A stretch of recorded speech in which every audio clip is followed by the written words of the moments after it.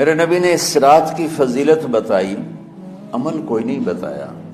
جیسے یہاں کوئی صلاۃ تسبیح کی جماعت کرا رہے ہوتے ہیں، کوئی اجتماعی تہجد پڑھ رہے ہوتے ہیں، کوئی دیگیں چڑھا رہے ہوتے ہیں، کوئی آتش بازی کر رہے ہوتے ہیں، تو وہ اس میں اتنا غلو ہو گیا ہے کہ یہ بھی ٹھیک نہیں۔ اور کچھ علماء نے اس کے رد میں اس کا اتنا انکار کیا ہے کہ اس رات کی کوئی فضیلت ہے ہی نہیں، یہ بھی ٹھیک نہیں۔ 15 شعبان کی رات میں ہمارے ملکوں میں، جو ہمارے عجمی ملک ہیں، اس میں وہ کچھ ہو رہا ہے جو نہ میرے نبی نے کیا، نہ صحابہ نے کیا، نہ تابعین نے کیا۔ عجیب و غریب عبادات گھڑ لی ہیں، عجیب و غریب اس کے اعمال بنا لیے ہیں اپنی طرف سے، اور مسجدیں بھری ہوتی ہیں اور روشنیاں لگی ہوتی ہیں اور آتش بازی ہو رہی ہوتی ہے۔ میرے نبی نے اس رات کی فضیلت بتائی، عمل کوئی نہیں بتایا۔ جیسے یہاں کوئی صلاۃ تسبیح کی جماعت کرا رہے ہوتے ہیں، کوئی اجتماعی تہجد پڑھ رہے ہوتے ہیں، کوئی دیگیں چڑھا رہے ہوتے ہیں، کوئی آتش بازی کر رہے ہوتے ہیں، تو وہ اس میں اتنا غلو ہو گیا ہے کہ یہ بھی ٹھیک نہیں۔ اور کچھ علماء نے اس کے رد میں اس کا اتنا انکار کیا ہے کہ اس رات کی کوئی فضیلت ہے ہی نہیں، یہ بھی ٹھیک نہیں۔ اس بیچ کا راستہ، اس رات کی فضیلت میں جتنی احادیث ہیں وہ ضعیف ہیں، لیکن اتنی کثرت سے ہیں کہ ان سب کا مل کر جمع ہو کر کم از کم وہ حسن لغیر ہی تک تو پہنچ جاتی ہیں۔ اور ابن عثیمین رحمۃ اللہ علیہ نے بھی یہ لکھا ہے کہ زیادہ سے زیادہ ان احادیث کے مجموعے سے، چونکہ اگرچہ ضعیف ہیں لیکن کافی زیادہ ہیں، تو وہ حسن لغیر ہی تک پہنچ جاتی ہیں۔ تو حسن لغیر ہی سے کوئی عمل ثابت نہیں ہوتا، عمل ثابت ہوتا ہے صحیح حدیث کے سے۔ ایک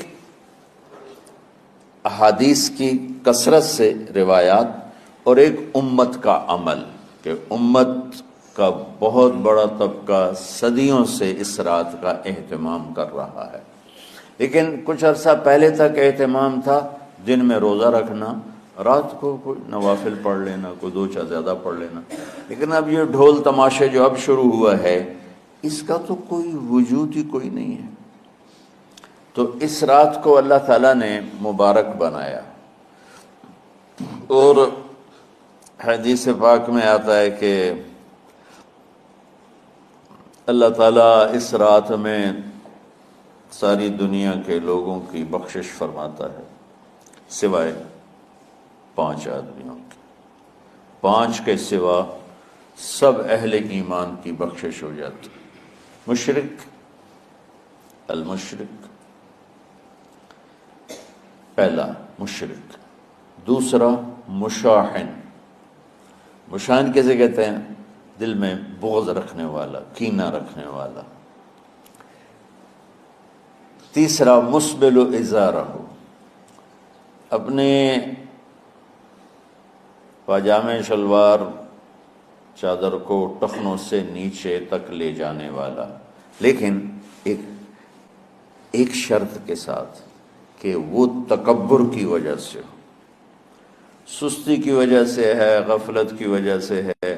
چونکہ جب آپ نے ایک مرتبہ اس کے بارے میں بات کی تو حضرت ابوبکر صدیق نے کہا یا رسول اللہ، میری چادر، عرب چادر باندھتے تھے، جیسے ہمارے پنجاب کا لباس چادر تھا، اب وہ کم ہو گئے۔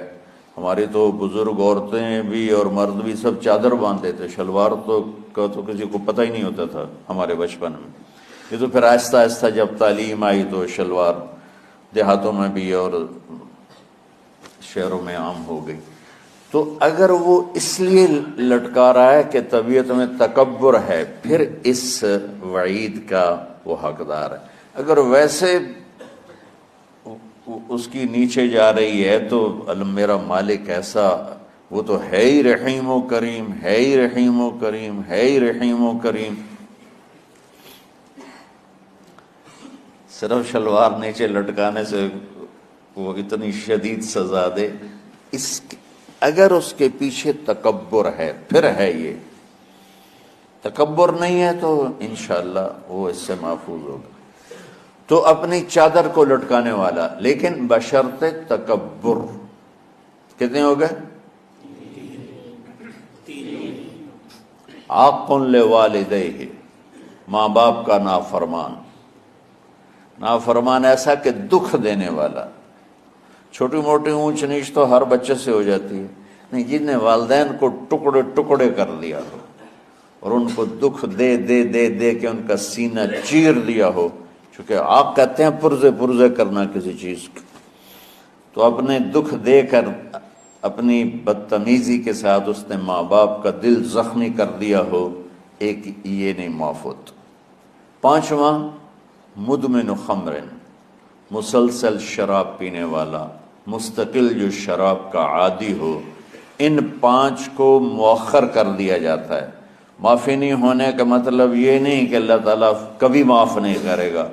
معافی نہ ہونے کا مطلب یہ ہے کہ یہ پانچ ایسے گناہ ہیں کہ اس کی وجہ سے بخشش رک جاتی ہے۔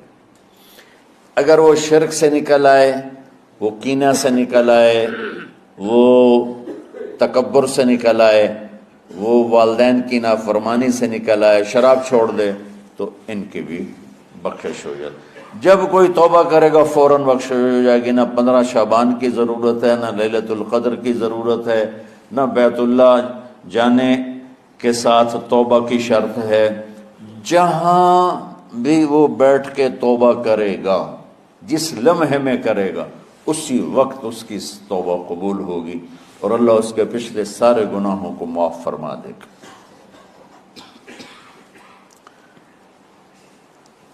دن کا روزہ، رات کا قیام، زیادہ قیام سے مراد نوافل ہیں، کوئی گھر میں پڑھ لے، کوئی مسجد میں پڑھ لے۔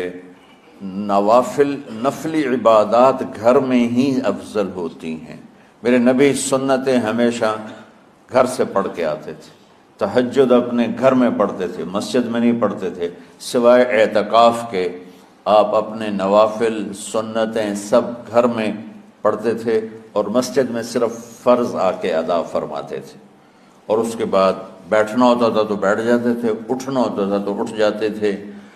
تو اعتدال اللہ کو ہر چیز میں پسند ہے۔ دنیا جو مختصر ہے اس میں کیسے پسند نہیں ہوگا؟ آخرت جیسے معاملے میں بھی اللہ ہم سے کہہ رہا ہے اعتدال، امتن وسطا۔ ایسے عیسائیوں کی طرح ترک دنیا بھی نہ کرو، یہودیوں کی طرح دنیا کے پیچھے نہ پڑ جاؤ، رزق حلال بھی کماؤ، اپنے بچوں کو بھی دیکھو، اپنے فرائض کو بھی دیکھو جو دنیاوی ہیں، اور اللہ سے بھی اپنا معاملہ ٹھیک کرو اور درست کرو۔ بعد کے زمانے میں صحابہ کے بعد سے ہی ایک انتہا پسندی امت میں آئی، ساری رات جاگنا۔ فلاں بزرگ تھے، وہ رسے سے اپنے بالوں کو باندھ لیتے تھے کہ نماز پڑھتے پڑھتے جب نیند آئے اور جھٹکا لگے تو رسے سے بندھے ہوئے بالوں سے اس جھٹکے سے تکلیف ہو اور ان کی آنکھ کھل جائے اور پھر نفلوں میں شروع ہو جائے۔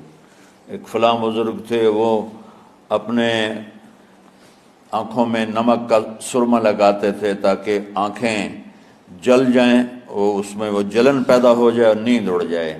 یہ ایسے واقعات بھرے پڑے ہیں۔ فلاں بزرگ تھے، انہوں نے 30 سال عشاء کے وضو سے فجر کی نماز ادا کی۔ یہ اپنی جگہ پہ بزرگی ہے، لیکن یہ بھائیو یہ دین ہم پیش نہیں کر سکتے۔ فلاں بزرگ تھے، وہ 30 سال سے ستو کھا رہے تھے کہ روٹی کھانے اور ستو کھانے میں 70 دفعہ سبحان اللہ کا فرق پڑ جاتا ہے۔ تو روٹی کھائیں تو 70 دفعہ سبحان اللہ کم کہہ سکتے ہیں، اور ستو کھائیں تو 70 دفعہ سبحان اللہ زیادہ کہہ سکتے ہیں۔ تو لہٰذا انہوں نے کہا مجھے تو 30 سال ہو گئے، میں تو ستو کھا رہا ہوں، میں تو روٹی نہیں کھا رہا۔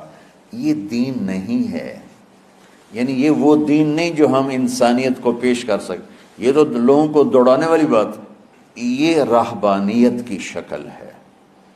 یہ وہ دین نہیں جو ہم لوگوں کو پیش کریں گے تو وہ کہیں گے واہ واہ واہ واہ کیا دین ہے بھائی، قبول کرو۔ یہ ایک قسم کا غلو آیا۔ میں ایک حدیث سناتا ہوں، بخاری شریف میں بھی ہے، مجھے اب ہر شے بھول گئی، لیکن وہ ہے نہی الغلو، اس طرح کر کے آپ لوگ زیادہ جانتے ہوں گے جو پڑھ رہے ہیں، کہ غلو سے نہیں۔ حدیث آپ کو سب کو یاد ہوگی کہ 3 صحابہ آئے اللہ کے نبی کے گھر اور پوچھا کہ اللہ کے نبی رات کیسے گزارتے ہیں؟ تو گھر والوں نے کہا سوتے بھی ہیں، جاگتے بھی ہیں، کھاتے بھی ہیں۔ تو وہ تینوں آپس میں کہنے لگے وہ تو نبی ہیں، سوئیں بھی تو کوئی بات نہیں، اور شادی ہے کوئی بات نہیں، ہم تو نبی نہیں، ہمیں تو کچھ کرنا چاہیے۔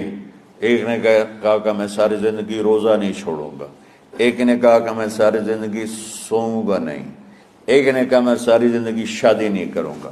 تو دیکھنے میں تو واہ واہ کیا بڑی بزرگی ہے بھائی، بڑے بزرگ ہیں۔ ہمارے نبی کو پتہ چلا آپ نے تینوں کو بلا لیا، کہا تم مجھ سے زیادہ اللہ سے ڈرنے والے ہو، میں تم سے انا اتقاکم یا اخشاکم، الفاظ آپ لوگ کو زیادہ یاد ہوں گے لیکن مفہوم میں صحیح پیش کر رہا ہوں۔ آپ نے کہا میں تم سے زیادہ اللہ کو جانتا ہوں، تم سے زیادہ اللہ سے ڈرتا ہوں، میں سوتا بھی ہوں، میں کھاتا بھی ہوں، میں روزے بھی رکھتا ہوں، میں چھوڑ بھی دیتا ہوں، میری بیویاں بھی ہیں، میں اپنی بیویوں کے پاس بھی جاتا ہوں۔ تم دین میں غلو سے بچو، پہلے امتوں کو ہلاک کر دیا دین میں غلو۔ دنیا میں غلو یعنی انتہا پسندی، ایکسٹریمسٹ ہونا، دنیا ہو یا دین ہو دونوں میں اعتدال بچو، اللہ تعالیٰ کو پسند ہے۔